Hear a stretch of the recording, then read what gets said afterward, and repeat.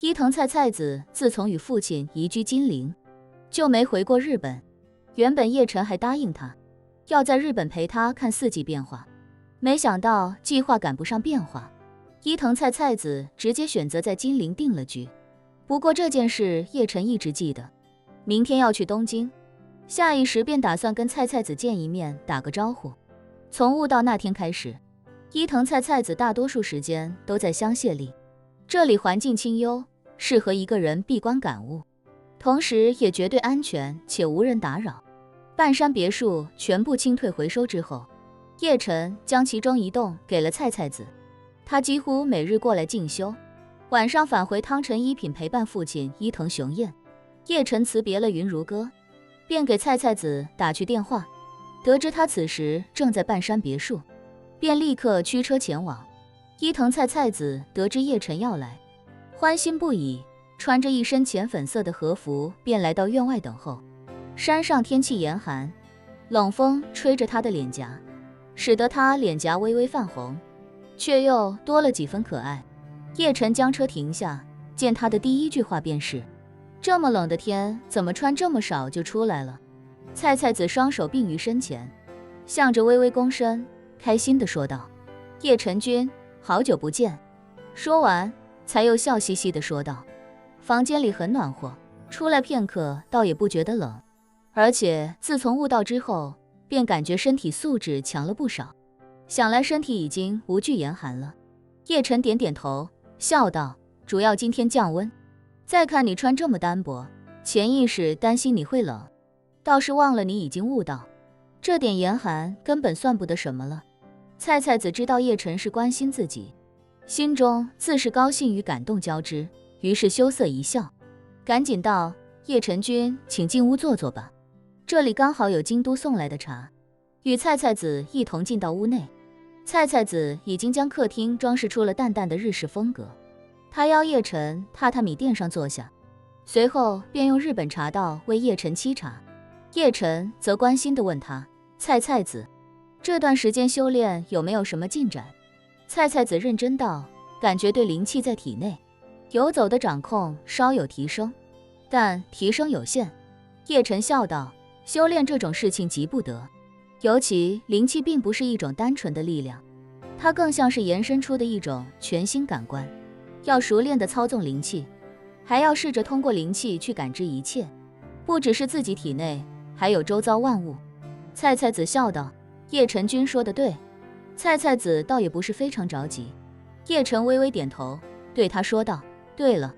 我后天要去一趟东京，2-3天就回来。去东京？菜子惊讶地笑道：叶晨君是去看比赛还是看演唱会？叶晨下意识道：去看演唱会。菜子笑道：该不会是去东京看塔瓦纳斯维特的演唱会吧？叶晨惊奇地问：你也听说了？菜子笑道：塔瓦纳的影响力很大的，粉丝也很多，无论在哪开演唱会都是爆满，而且还有相当一部分粉丝是从其他国家飞过去。据说他去哪个国家开演唱会，就能给那个国家带来几亿，甚至几十亿美金的经济提升。我在东京的闺蜜前些天还邀请我一起去看，我现在心思都在修炼上，所以就婉拒了。说罢，菜子看着叶晨，微笑道：叶晨君一向是不追星的，这次应该是陪尊夫人一起去吧？叶晨也不遮掩，点头道：我老婆的闺蜜也是这个塔瓦纳的粉丝，她有朋友帮忙搞到了东京站的门票，所以就邀请我们一起去看。菜子笑道：说起来我也有很长时间没回日本了，以前很少离开家这么久。说着，他又道：不过我倒是不怀念东京，还是京都的老宅更让我挂念，尤其是下雪的时候，就会想起之前叶晨君神兵天降救我于危难的场景。叶晨问他：那近期有打算回去看看吗？菜子想了想，道：暂时还是不回去了，托叶晨君的福，父亲大人双腿恢复如初，他现在已经喜欢上了金陵的生活，这里先有人认识他，所以他也可以像正常人那样正常生活，每日早晨出门与本地的老人家一起晨练，已经成了他雷打不动的必修课。田中桑也有同样的感受，如果回去的话，他们就必然要伪装成残疾人，多少有些麻烦。父亲现在已经将金陵视作第二故乡，前些日子还跟我提及，打算在金陵寻一个有山有水的风水宝地，照着京都老宅的规模重新建一处宅邸，以后就在这里养老了。叶晨对伊藤雄彦的决定也很是理解，他在日本也算是叱咤风云的大人物，虽说现在将家族交由伊藤菜子管理，自己退居二线，但大佬毕竟是大佬，就像华夏大名鼎鼎的两位小马哥，在华人世界无人不知，无人不晓。这样的人在本国想要过上普通人的生活，可能性微乎其微，只有在异国他乡才有机会。金陵就是个很好的选择。实际上，在叶晨看来，金陵的人文风景并不比京都差，历史底蕴比京都更是强出无边无际。最大的遗憾是，这座历史悠久的城市在日军侵华时期遭到破坏，历经了巨大浩劫。好在伊藤家族不像那些右派分子一样否定历史，但凡伊藤雄彦的思想稍微右倾哪怕一点儿，叶晨也不会让他留在金陵。